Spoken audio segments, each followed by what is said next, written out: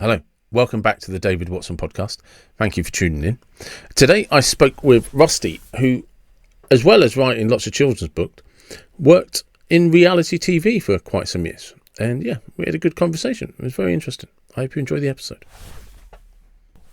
Hello, welcome to the David Watson podcast. And as we were just discussing, my personal opinion is that America is one of the greatest countries in the world. But how are you doing? Pretty good, and thanks for having me on. I'm coming to you from California, west coast of the North American continent. Yeah, and you just while we were sort of doing introductions, you said you've been out there for sort of 41 years, I think you might have said. Yes. But you came from Colorado. So yes. Were you born Colorado? I was actually born in Nebraska and moved to Colorado when I was very young. And the thing about Colorado that has really influenced me is it's a very outdoor culture. So we grew up camping and hiking and fishing and backpacking and those kinds of things in the mountains. And I got to know nature very well. So that's one of my things I like. Do you ever have reason to head back to Colorado? I go back occasionally. I like the hot springs there at my age. I'm 67 now and retired, and so I don't do as much backpacking as I used to, but I do love there's a lot of hot springs there that I like to go to. So I go back about once or twice a year. Okay. And is it, so was you there because mum and dad moved there, or, how did Yeah, my dad was actually a civil engineer, and so he had jobs all over the world because he was freelance. They'd go in and build a gas plant or an oil refinery or something, and they just chose Colorado as a sort of a central base because there's a lot of oil companies based there, and he got a lot of work out of that. So that's what happened. Okay. And then how old were you then when you left Colorado? I was probably 27. I got a scholarship to go back to school at UCLA. I dropped out of high school and spent about 7 years kicking around, and I was in construction, and I realized there's so much hard work in construction. I wanted something a little easier, so I applied to UCLA Film School, and they let me in. That's all right. And you were 27, so that's good. Yeah. I went back to school and paid for it all myself, and then I realized that you get out of it what you put into it, and if you're not putting into it as much as you can, you're not going to get out of it as much as you can. So I really threw myself into that and graduated in, I think, 1988. So it's been a few years. Well, because it's one of those things, though, because I find it interesting. I'm a little bit similar in the sense that I didn't go back to education until I was in my 30s. Yeah. And again, even in my 40s, and I'm 51 now. And there's something about leaving school and going to work for a decade that when you go back to education, you just have a completely different approach and appreciation for it.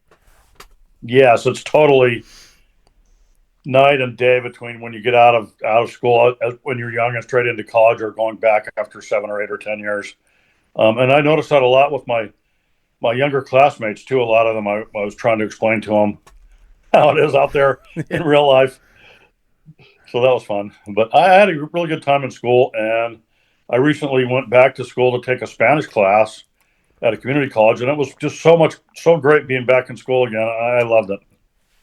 It is good. I mean, I always, when I used to coach people a lot, especially people who come out of a breakup, I used to say to them, go back to college, go back to night school.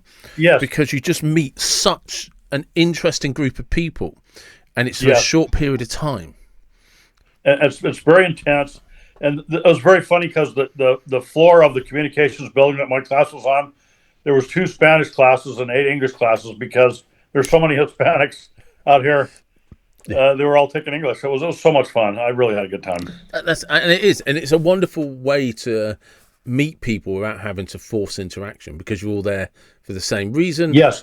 So introducing yourself to the person who's sitting next to you is really easy, and you're pretty much guaranteed to see him again next week.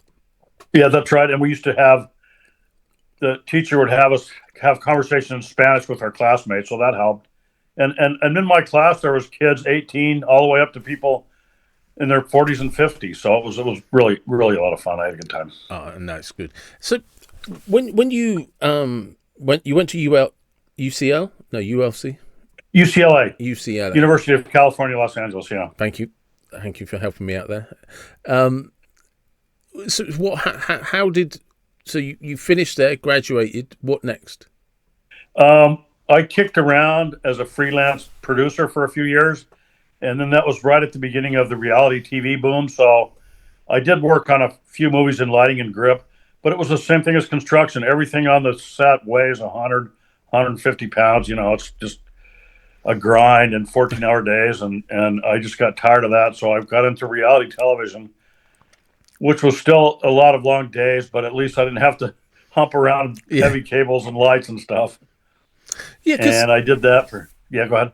I was just going to say, is because I don't think people appreciate just how many hours could be involved on a production set. Oh, they really don't. It's because you set up to shoot a 10-second scene that might take 4 hours. And you do that day after day after day after day because you have to stitch everything together at the end of the day or the end of the week or the end of the month. And so you have all these scenes that are really only, 10, 15, 20 seconds, but just take hours and hours and hours to set up. And then sometimes when your director goes nuts, he'll do like 10 or 12 takes. So then that stretches way into the night. And so you got into, you said you sort of managed to pick up the wave of reality TV. Yes. I got on the first season of Survivor in the mid 90s, I think, if you heard of that show. Is that the one where they get dropped off at an island? Or in the Yeah, middle they of get dropped off in an island. And that was like the first real reality competition kind of reality show. And so I caught that wave and just rode it all the way through and ended up on Hell's Kitchen for the last 10 years. Well, I retired in 2017, but so that's been 8 years ago now. So I just want to go back to, because Survivor probably is the first reality TV show that I sort of remember, but I remember it Yeah. for reasons like people were told like you could, if I remember it correctly, and I might have it confused with a different reality show, but they'd be said like you can bring 3 essential items or something like that. And Oh, it's been so long, but yeah, they could bring items, and the crew was there the whole time, so they didn't have to struggle for food. We were able to feed them, and some of the women would bring like a hair comb and a nail. I remember this one. I remember this one bloke turned up, and one of his essential items was a pair of sunglasses. Yeah, and I'm just thinking in my head like, well, "Where's your fire starters? Where's your machete?" Yeah. And a hat too. I think people forget how important it is to have protection from the sun. So we had a lot of people that got sunburned, and that was because we had medical staff on staff, and so it's not like they were completely alone there. I think some shows nowadays just drop people off with a cameraman and a sound man, and that's it. But back then we had there was the whole crew. There was producers and the director and the host, and we had a medical crew, and it was a big production. Yeah, because I wonder like how much of it is when people apply to do this type of show, and I don't know if you're able to offer an insight on that, where you look at someone's resume and like you're too qualified, so we're not going to get any TV out of you, but you look like an idiot, so you're going to be a lot of fun. Absolutely, the whole show is casted that way. I think we had 12 or 16 people, and you made sure that at least 3/4 of them couldn't do anything. So from the beginning of the show, you would know which 4 people were going to last year to the end.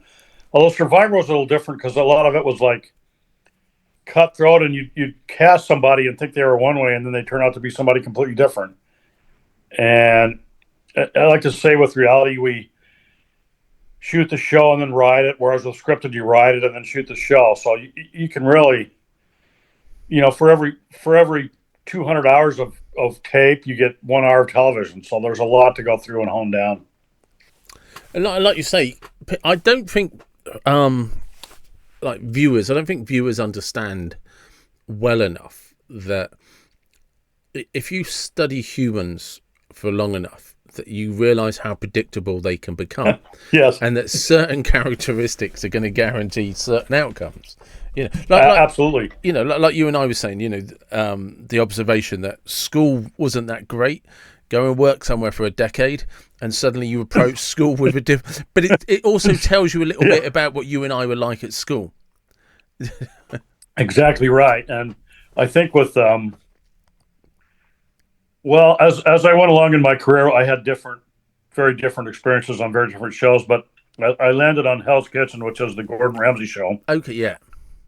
In that show, we shot a 400-to-1 ratio, believe it or not. So for every 400 hours of shooting, we were able to get 1 hour of television. So what happens is everything just gets condensed down and down and down to the very essence of who these people are, because it's all made in editing at that point in music, and you can make them do whatever you want, really, with that much tape. Yeah, I always found that show. I never watched it much, to be honest. Not for any particular reason. I'm these days, especially, I'm just not a massive TV watcher. I'm with you.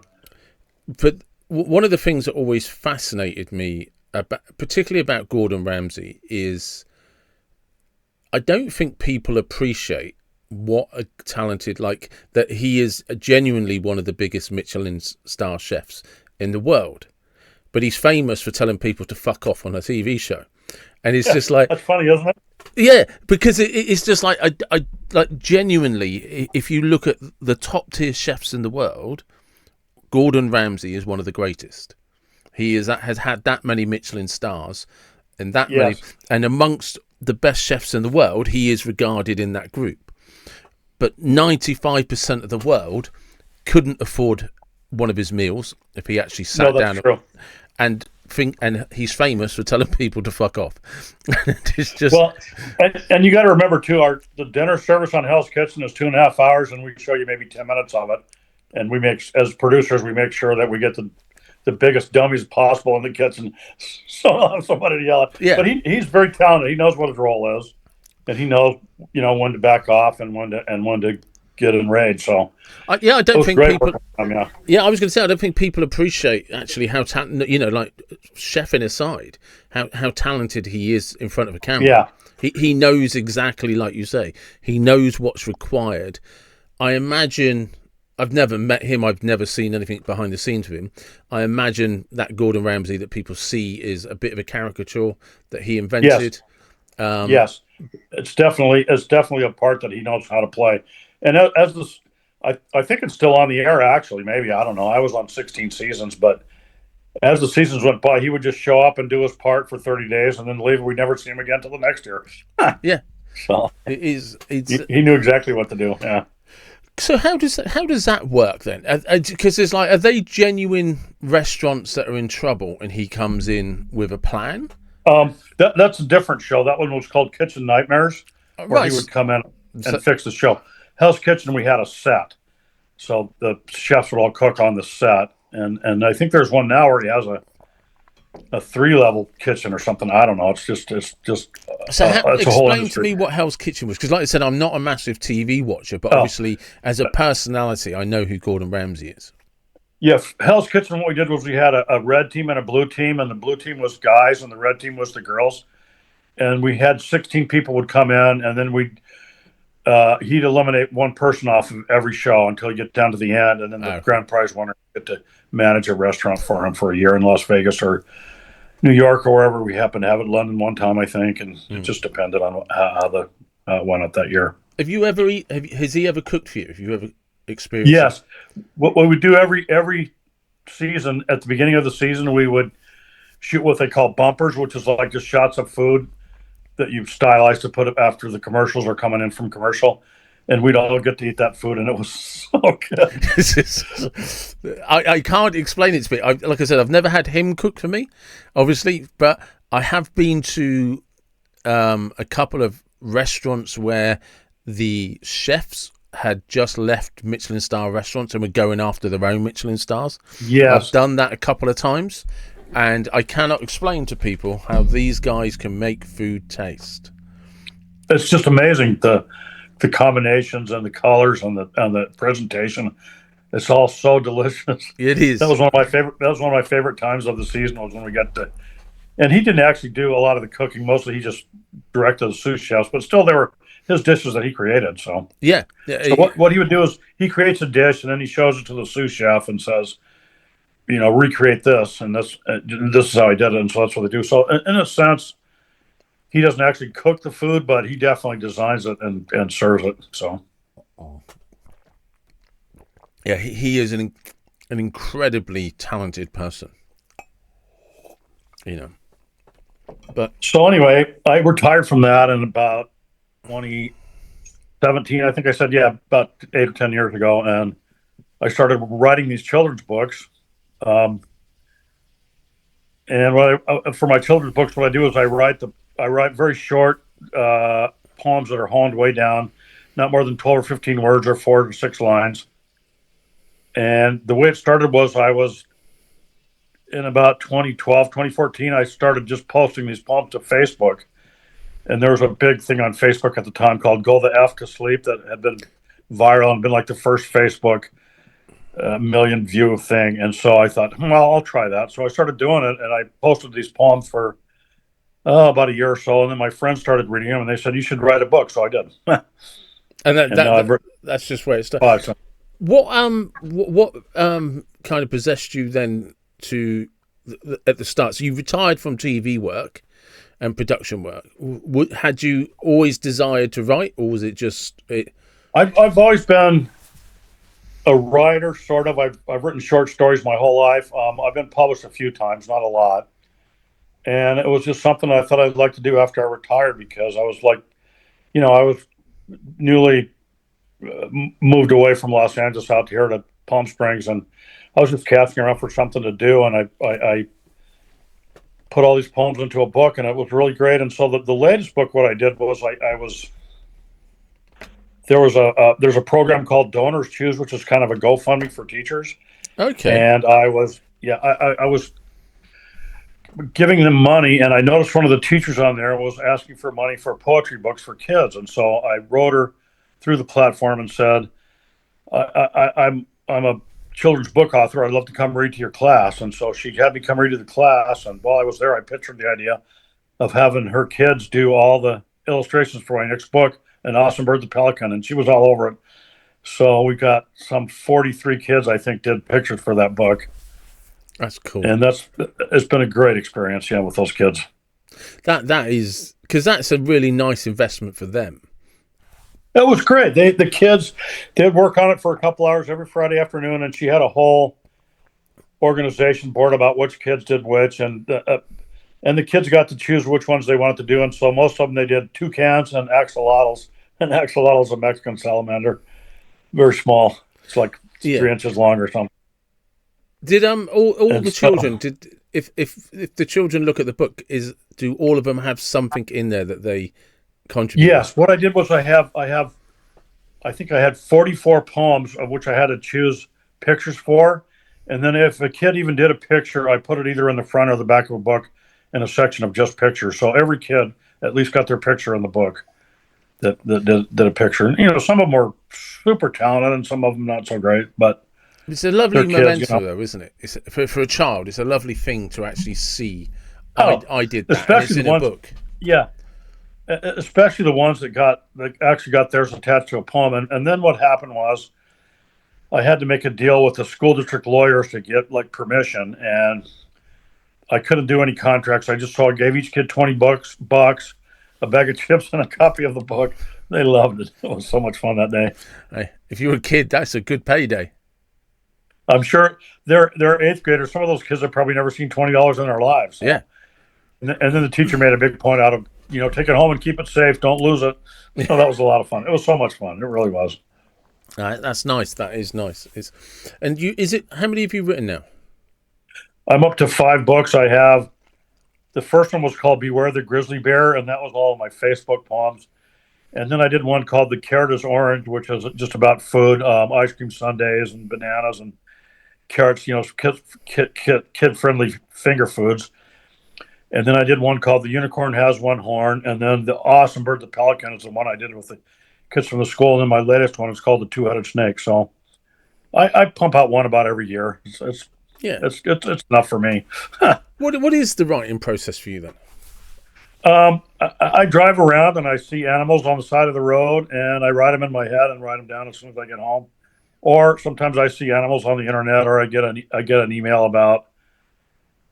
I get emails from World Wildlife Federation and Smithsonian Institution and organizations like that, and they'll have an interesting animal. And so in my poems, I always try to do something about what the animal eats, or where it lives, or what it looks like, or how it interacts with the world. So that's kind of the process for me. And I found that I need to, if I think them up, I need to write them down right away, or I forget them. Yeah, So yeah, I think that's important. For a lot of people that if they're struggling with writing, is jot your ideas down. yeah, and don't worry about the first draft. If it's simple, it's fine. Yeah, You can always make it longer and better. And that's what I do with my poems. Actually, start out longer, and I hone them down to be simpler. But I'm sure a lot of people, it's the opposite. They start out simple and want to make it more complicated. So yeah. I say to people that one of the things you kind of need to figure out, and without trying to think that there's a right way to do it, but you have to figure out yes, what your style of writing is. So for me, when I wrote books, it I would write them as like you say, as a first draft, and I would print that draft off, and then look at it okay, again in about 6 to 8 weeks, and I'd have a yes. pencil and a red pen, I and do that a lot too. I'll write something and then give it a month or two yeah, to kind of stew and then go back and look at it. I want to forget what I wrote almost, and then Yeah, go back and read it and see if it makes sense to me. And you get the fresh eye. It really helps. yeah, And I think just the whole thing about doing it. Really, I think Stephen King, who's a famous writer, said the art of writing is applying the seat of the pants to the seat of the chair. I think that's really true. he does. He did a book about how to write, which I Yeah, read, and that's it right. is a very good book. And he does point out that, like, I think if I remember correctly, and I'm paraphrasing slightly, he just has a table and a chair, Yes, and he faces a wall, so there's no and he just distraction. sits down and says, "I'm here to write, so that's what I'm going to do. I'm not going to get up. I'm not going to vacuum the floor. I'm not going to go to the kitchen and make a snack. I'm going to write for the next 3 hours." I And did. whatever comes out is just honed down and refined, and then it turns out good. I found a similar thing in that I would put the time and dates in my diary, and Okay.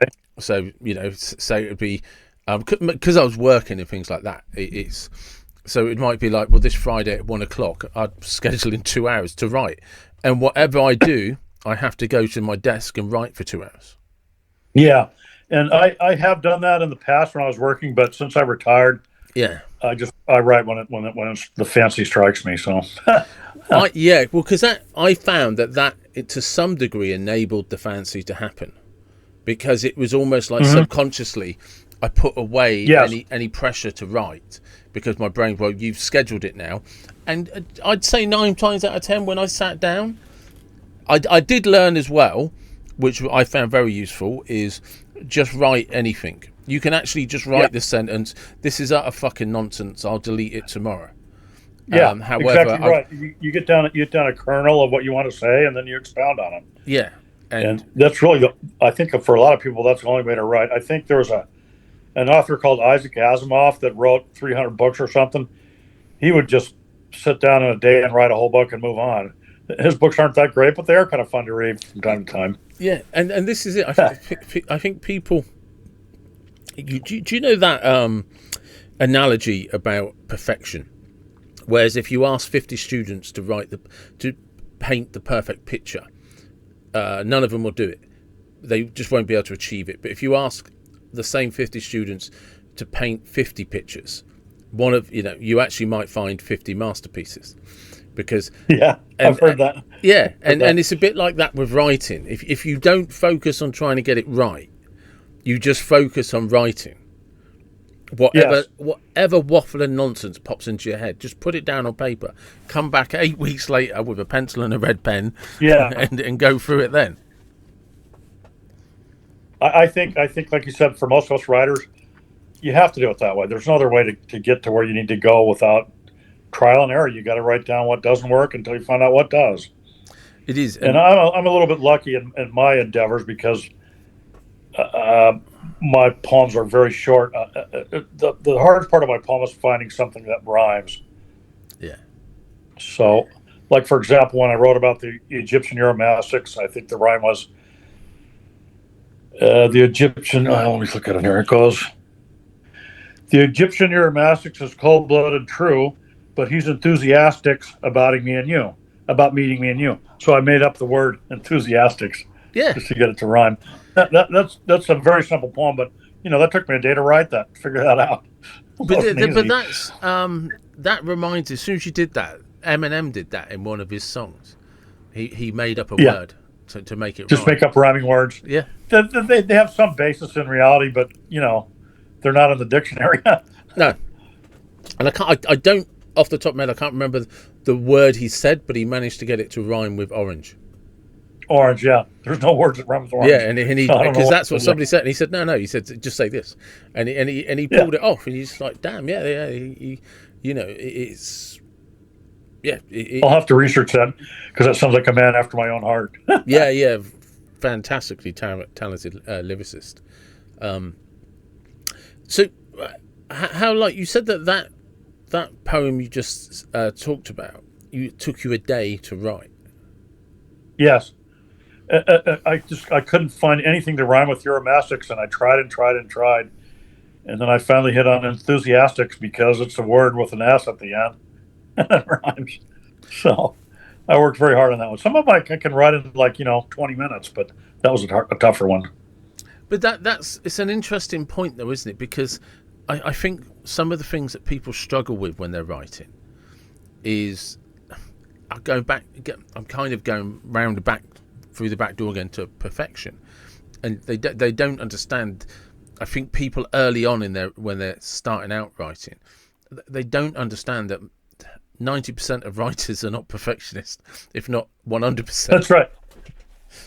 Writing is rewriting, as I always say. Um, and you really never finish editing, right? You just have to let it go. Yeah, that's another lesson you have to learn. It's like after three or Yeah. four drafts and somebody proofread it and etc. You then actually just have to accept. Okay, I like no pun intended, but I need to close the book on that chapter Yes. and let it be the end, and then And let it and be done with it because if you just keep rewriting everything, you could do it, for years. mm, And I think some authors maybe do that, like James Joyce with Ulysses. I think it took him 3 years to write it, but most of us aren't yeah. that. Well, I To say, remember my first book. I tried to read it like about 10 years after I wrote it, and I literally sat there and like, what the hell did you think you were writing? what was I thinking? Yeah, Yeah, see, I kind of don't have that issue with mine because they're all pretty much cut and dried.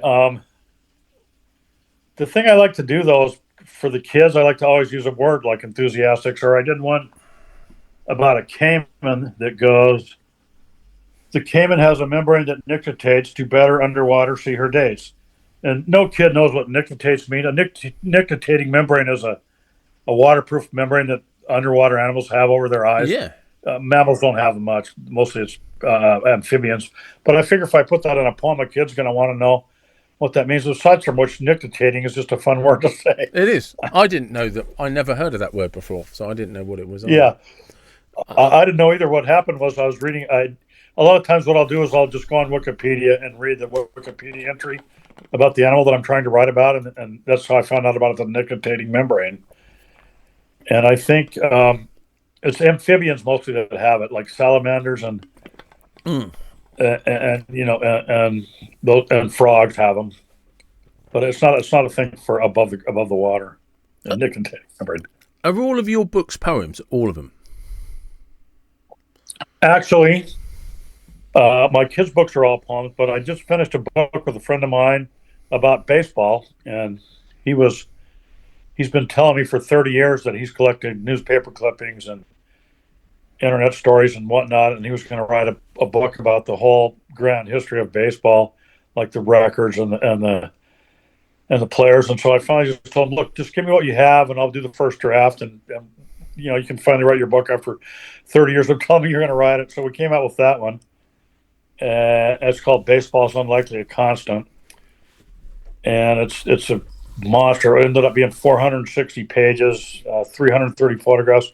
He traveled all over the country taking pictures of ballparks, so we have a lot of pictures in it, and that took us probably 6 or 8 months to do. So yeah, that was fun. And you wrote the Baseball's unlikely to come. yeah, and you wrote the first draft for that. Yeah, what I did was I just said, send me everything you got. And so I took all the clippings that he sent me and whatnot, and changed the words around enough so we weren't plagiarizing, because a lot of it was just newspaper clippings of, on this date in 1936, Honus Wagner hit 3 home runs, and that record stood for 44 years, or stuff like that.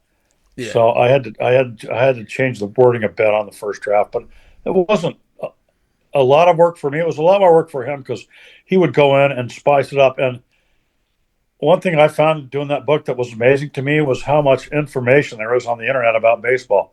There's a site called Baseball Reference, which has the box score for every game ever played, I know. which is nuts to me. Sports I think there's fans been are over, so fanatical. yeah, and that was only one of the websites that did that. There's other ones, and the way Baseball Reference worked was they have a guy. I don't know how they make their money, but they have a main office, and then it's all crowdsourced. So they'll tell a guy in Poughkeepsie, you do all the Dodgers games between May and June of 1936, and then we'll edit them and make sure they're all right. So, and I think a lot of that stuff comes from baseball was so big in the early part of the century that every newspaper in every town would print the box score.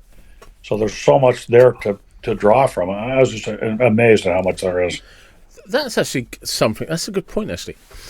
In old films, especially, or older films, baseball's referenced a lot. A lot, yeah.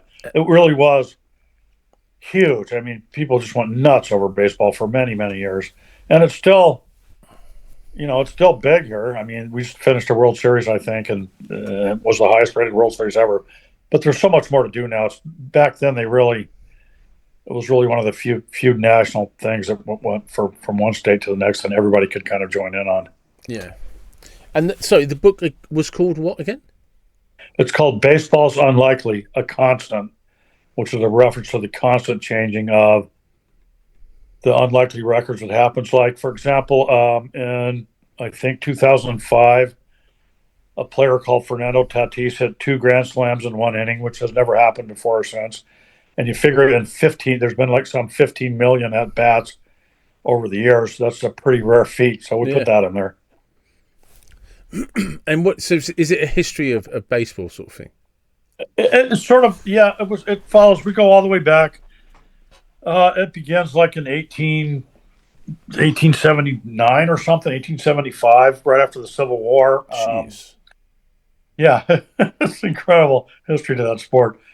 And so what I tried to do was kind of mix it up. So if there's stuff from like 1936 and 1901, I try to get something there from 1985 and 2012 as well in each chapter. So we did like an inning, which is how baseball split up by innings. So you play 9 innings. So we have 9 chapters in the book of each inning, and then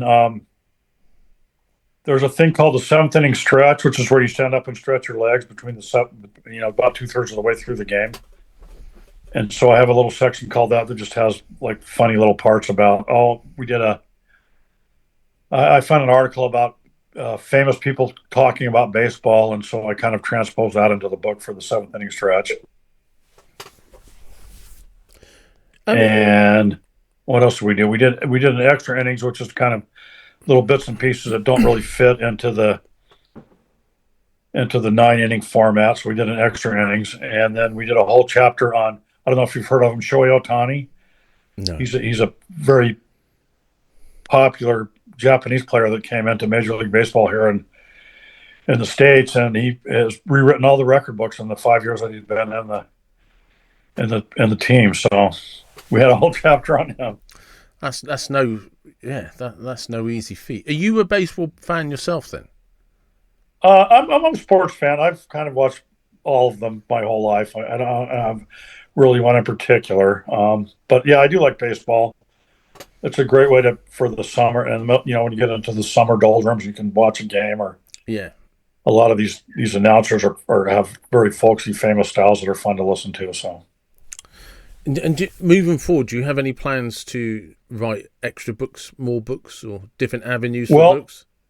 I did just finish my memoir too, which is a sort of a treatise on how I grew up in Colorado with my friend Dave. It's called Dave and Me, and I'm just going to keep writing children's books. So I just finished the Two-Headed Snake. I don't know what the next one will be.